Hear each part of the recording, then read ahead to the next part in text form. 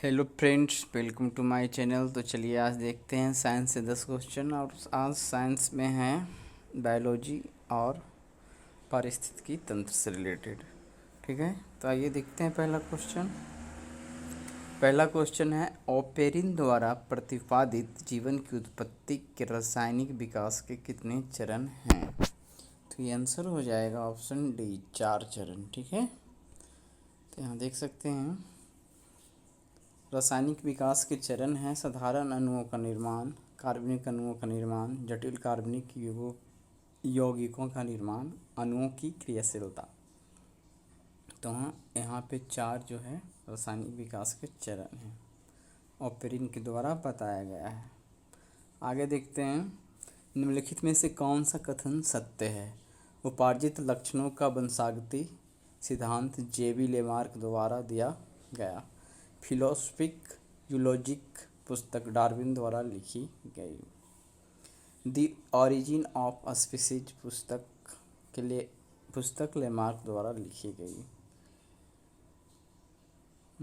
तो यहाँ पे सही जो है ओनली एक है, केवल एक। ठीक है, फिलोसफिक यूलॉजिक पुस्तक जो है लेमार्क द्वारा लिखा गया था, और द ओरिजिन ऑफ स्पीसीज पुस्तक जो है वो डार्विन के द्वारा लिखा गया था। ठीक है, तो इस प्रकार से जो है आंसर हो जाएगा केवल ए। उपार्जित लक्षणों का वंशागति सिद्धांत जेबी लेमार्क द्वारा दिया गया। फिलोसफी यूलॉजिक पुस्तक लेमार्क द्वारा लिखी गई है। द ओरिजिन ऑफ स्पीसीज पुस्तक डार्विन द्वारा लिखी गई है।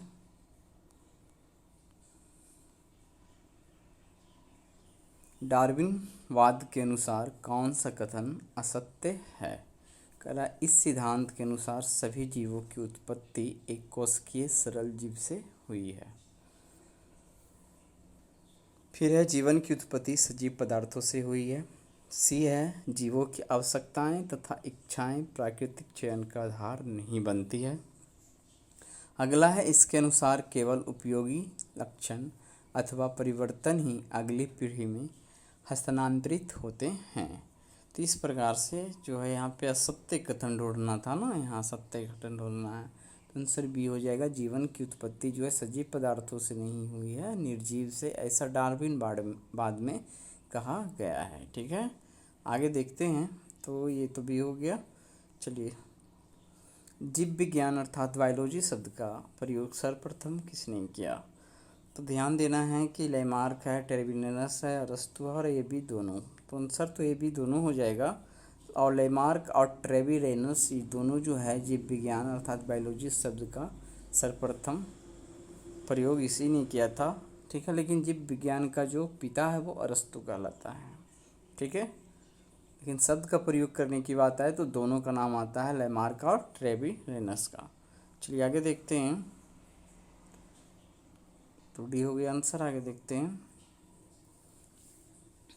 सूक्ष्म विज्ञान, जीवाणु विज्ञान, प्रतिरक्षा विज्ञान, कोशिका विज्ञान।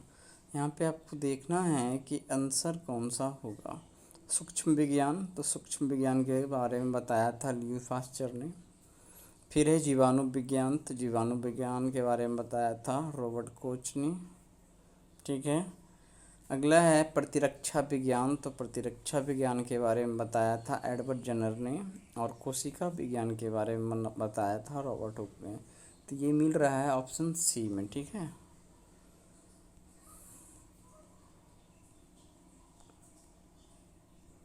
ऑप्शन सी इसका आंसर हो जाएगा। आगे देखते हैं, निम्नलिखित में से कौन सा कथन सत्य है? आर्द्रता को निरपेक्ष आर्द्रता एवं सापेक्ष आर्द्रता के रूप में परिभाषित किया जाता है। किसी स्थान पर वायु की प्रति इकाई में उपस्थित जलवाष्प की मात्रा निरपेक्ष आर्द्रता कहलाती है। फिर है, किसी ताप एवं दाब पर वायु की आर्द्रता सामर्थ्य तथा वायु में उपस्थित आर्द्रता के अनुपात को सापेक्षिक आर्द्रता कहते हैं। तो जहाँ तक इसमें देखा जाए आर्द्रता को निरपेक्ष आर्द्रता एवं सापेक्ष आर्द्रता में तो बांटा जाता है, फिर वो दोनों का डिफिनीसन दिया गया है। ठीक है, तो निरपेक्ष आर्द्रता का जो डिफिनीसन है वो भी ठीक है और ये भी ठीक है। इस प्रकार से ऑप्शन डी ठीक हो जाएगा। ठीक है ना, चलिए आगे देखते हैं। उत्तर डी हो जाएगा।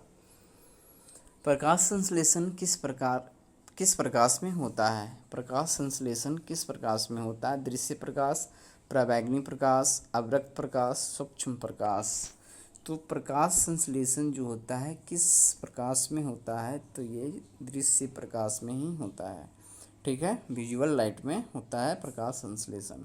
चलिए आगे देखते हैं, उत्तर ये हो जाएगा इसका answer.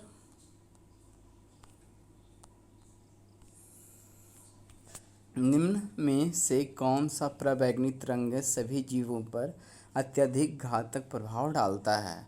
Ultraviolet A, ultraviolet B, ultraviolet C. तो यहाँ पे आंसर हो जाएगा, घातक प्रभाव डालता है तो 2 और 3, बी और सी घातक प्रभाव डालता है, ए घातक प्रभाव नहीं डालता है। तो आंसर हो जाएगा इसका कौन सा? ऑप्शन बी हो जाएगा उसके अनुसार, 2 और 3 हो जाएगा, ठीक है। आगे देखते हैं, तरंग दैर्घ्य के आधार पर पराबैंगनी तरंगें 3 प्रकार की होती है, तो ए, बी और सी है। इसमें केवल यूवी ही पृथ्वी तक पहुंच पाते हैं, जबकि अल्ट्रावायलेट सी एवं बी अधिकांश मात्रा वातावरण द्वारा परिवर्तित कर दी जाती है। यूवी सी तथा यूवी बी विकिरणों का सभी जीवों पर अत्यधिक घातक प्रभाव पड़ता है, ठीक है। आगे देखते हैं, निम्नलिखित में से कौन सा कथन असत्य है? प्रकाश के गुण, मात्रा तथा अवधि, ठीक है, अवधि इधर से होगा, सॉरी ये भाषा वाला अवधि लिखा गया है, ध्यान नहीं रहा, ये अवधि इधर से होगा, ठीक है। प्रकाश के गुण, मात्रा तथा अवधि का प्रभाव पौधे पर पड़ता है। नीले रंग के प्रकाश में प्रकाश संश्लेषण क्रिया कम तथा लाल रंग में अधिक होती है। फिर है, बीजों के अंकुरन में नीला प्रकाश सबसे अधिक प्रभावी होता है। यहाँ सत्य ढूंढना है। अगला है, पौधे में प्रकाश की दिशा की और प्रकाशानुवर्तन गतियाँ होती है। तो ध्यान देना है कि प्रकाश की गुण, मात्रा तथा अवधि मतलब समय, ठीक है, अवधि मतलब एक लंबा समय जो चलता है वो, ठीक है। नीले रंग के प्रकाश में प्रकाश संश्लेषण की क्रिया तथा कम तथा लाल में अधिक, तो ये भी ठीक है, नीला में सबसे कम होता है, लाल में अधिक होता है। और ये क्वेश्चन ऑब्जेक्टिव टाइप से भी आपको पीएससी ये सब में मिल जाएगा। और बीजों के अंकुरन में नीला प्रकाश नहीं, सबसे अधिक जो है लाल प्रकाश प्रयोग होता है। इस प्रकार से ऑप्शन सी गलत है, ठीक है, इसको हटा लेते हैं, सी गलत है। आइए देखते हैं, बीजों के अंकुरन में लाल प्रकाश सबसे अधिक प्रभावी होता है। चलिए आगे देखते हैं, निम्नलिखित में से कौन सा कथन सत्य है? जंतुओं के उपापचय, गैसीय अनुक्रियाएं व लवणों की घुलनशीलता पर प्रकाश का सीधा प्रभाव पड़ता है।